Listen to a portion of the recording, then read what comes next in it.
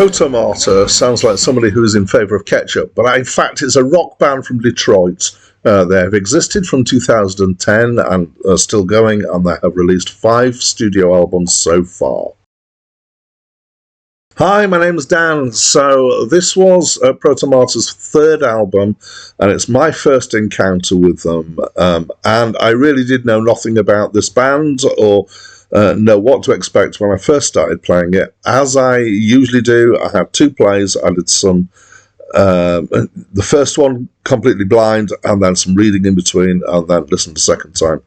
So how am I going to describe it? Well, it's kind of, it's been described as post-punk, and I would kind of say it has that kind of feel of barely contained anarchy that punk often had.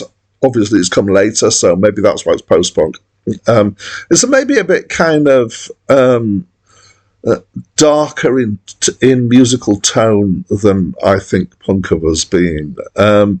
There's drums and bass and a very prominent thrashy guitar. This is definitely a thing that's in common with punk, is that the guitar, the guitar is very much a central element here. Overdriven guitar of various different tones, and some singing.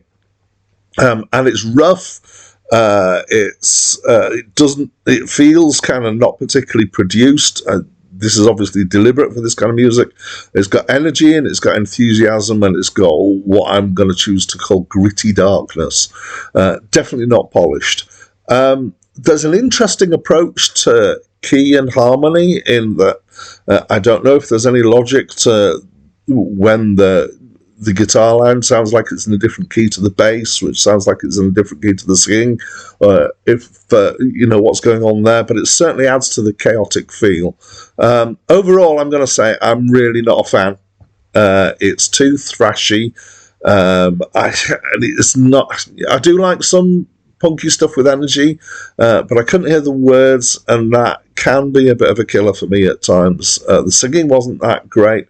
It's got a low voice, but it's kind of down in the mix, so you can't hear it. But sometimes it's more kind of a mix between shouting and singing. Sometimes it's all on one note, and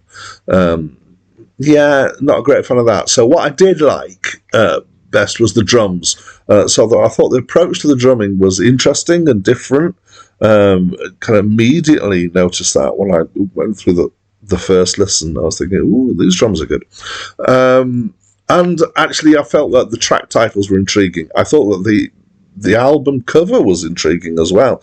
I don't actually often comment on the album cover because I think it's mostly about the music, but it had thrown me in that I had expected it to be something different from what it was. I don't know what I was quite expecting, but something maybe a bit more avant-garde than this. Anyway, so for me, it's too much one sound. It's quite homogenous. It's not a sound that I'm particularly keen on.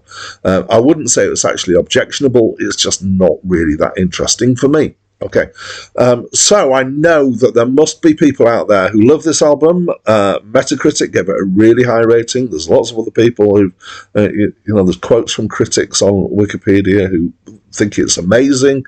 And I don't get it, so I'd love to be educated. Please tell me what it is that's so good about this album that I'm missing. If you happen to know, and if you love it, I'd love you to comment on it.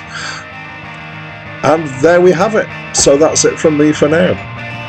Before recorded time, in some suburban room, see the devil in his youth.